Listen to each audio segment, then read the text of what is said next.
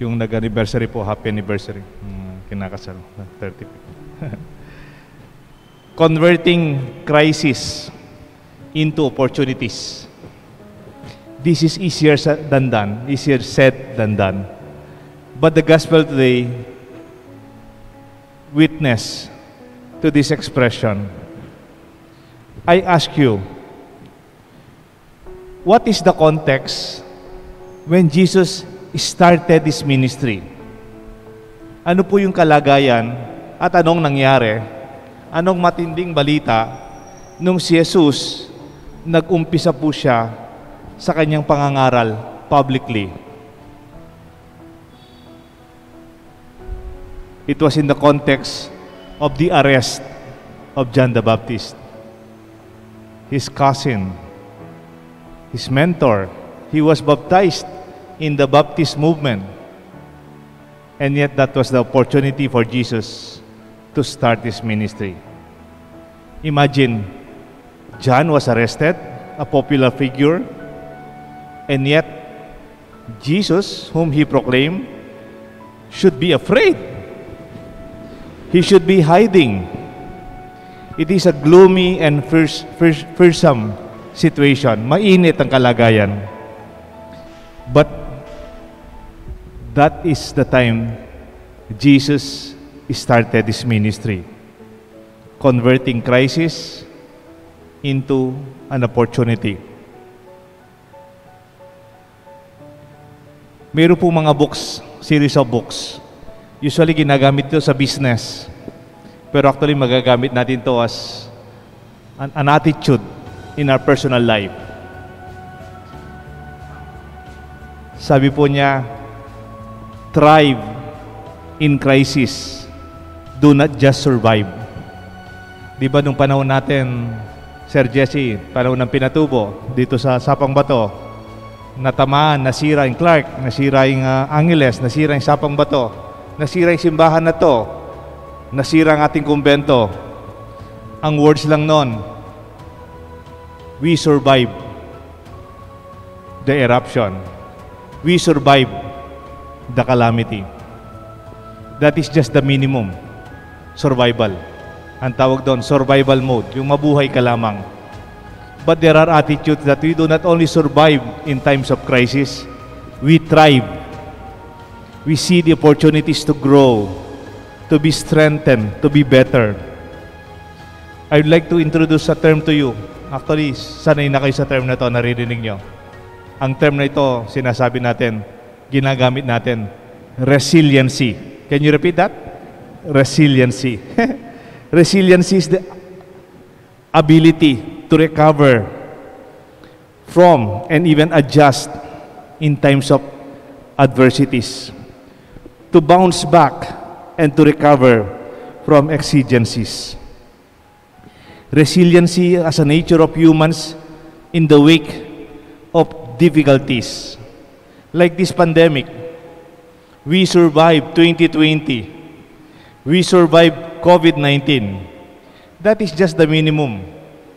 Pagkatapos ng 2020, buhay tayo. But let this be the attitude of Jesus be upon us. Not only to hide, di ba po, you can hide, then you survive, di ba? But we also see that Jesus actually started his ministry in the context of a very difficult situation. In the face of big problems and crises, the natural or immediate reaction is to hide, to avoid, or even to give up altogether. But Jesus stood his ground. He continued and pursued his preaching as John the Baptist started and proclaimed him. He remained focused. He was firm with his mission. May I ask you a question? Meron ho bang krisis sa buhay ninyo? Buhay niyong mag-asawa? O buhay ng mga estudyante? O buhay natin dito sa simbahan, hari relationship? That we went through an experience of a difficult situation that we almost gave up. Ako po mayroon. Nung na-stroke po ako, For almost a year, naka-wheelchair po ako. Almost a year, nagpi-physical therapy po ako. Physical therapy, occupational therapy, language therapy. 3 times a week, nagpupunta po ako sa Cardinal Santos for my therapy. And then pagka-uwi ko sa Pampanga, at our home, binibisita po ako ng aking mga physical therapist.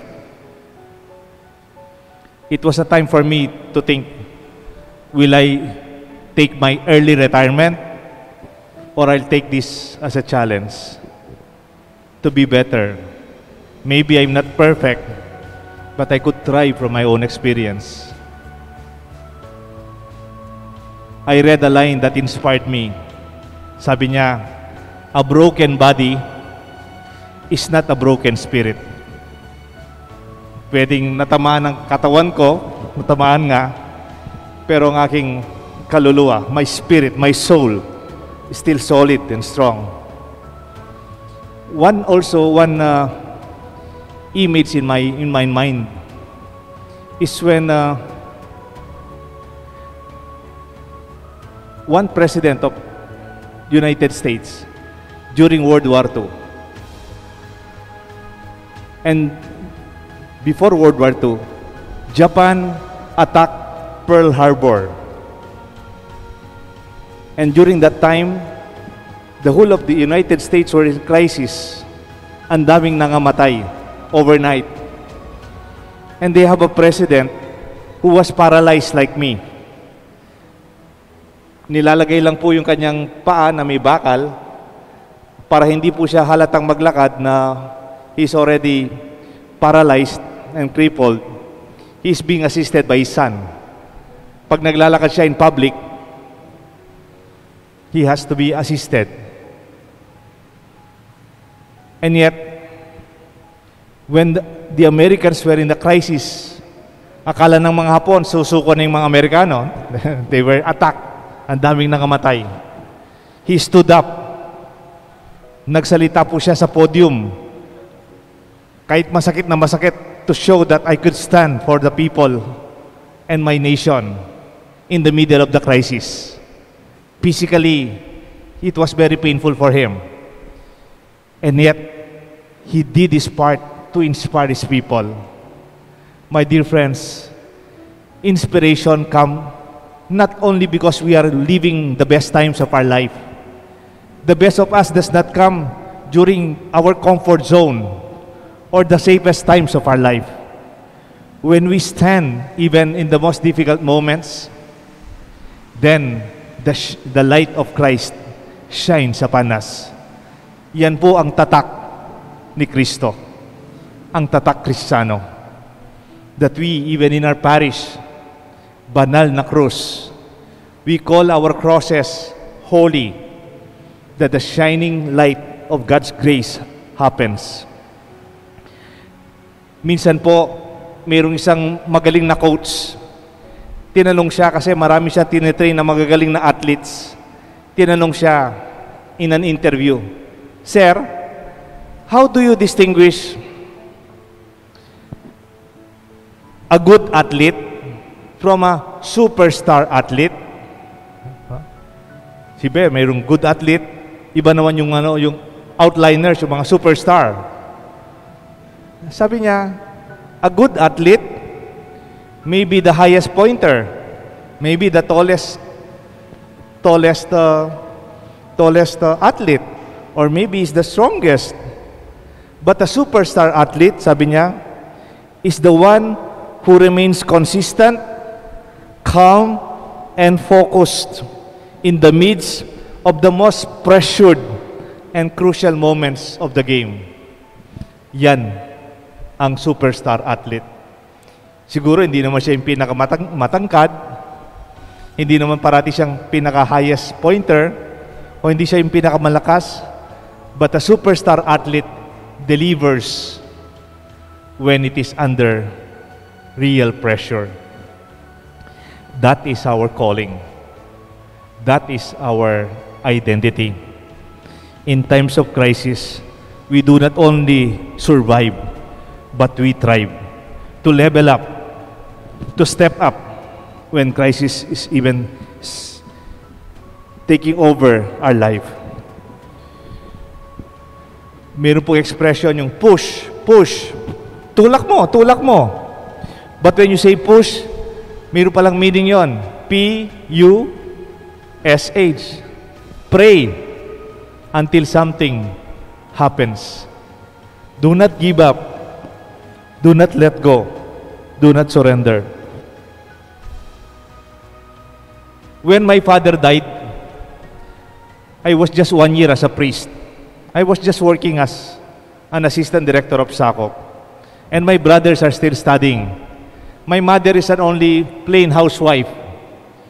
But I noticed my mother, when my father died, who is the breadwinner of the family. Ang tatay ko po kasi in charge sa trabaho, sa sweldo. Ang nanay ko sa bahay. May konti-konti siyang sideline business. But it was my father who provided for all of us. Did you know that when my father died, the most gloomy, the most painful, the most difficult time in our life, sa kanya lang po kami nagdidepende sa tatay ko. It was the time my mother stood up. She started her business. She started her catering business, which until now is existing. And she even not only provided what my father provided, even bloom far beyond my father. Kung ito'y sweldo ng tatay ko as a worker of the bank, manager po ng bangko yung tatay ko, okay na rin sweldo niya. Pero nung nag-business ang nanay ko, I noticed, she went beyond what my father can provide. The death of my father, it was not a signal for her to give up o maging mababa ang tingin niya sa sarili niya dahil namatay na yung tatay ko. It was a moment for her to thrive, not only to survive. Mumilabas noon miging ganap in kapasidad. I remember our Eucharist. If you listen to the consecration, before Jesus gave thanks, broke the bread, and gave it to His disciples, it was in a context of a very difficult time. I will read to you the line. On the night He was betrayed, He took the bread, blessed it and gave thanks, broke the bread and gave it to His disciples and said, "Take this, all of you." Do you see the context of our Eucharist? It was in the context of a betrayal. Ako siguro, yung taong pinagkatiwalaan ko, si Judas, he betrayed us. Siguro, hahanapin ko. O sige, mag-give up na tayo. Napakasakit yun, di ba? You were betrayed, and yet it was the time for Jesus to fulfill His mission. He never gave up. Ito ang tatak Kristiyano. Ito ang tatak ni Kristo. To convert crisis into wonderful opportunities. May God bless us all, the Father, the Son, and the Holy Spirit. Amen.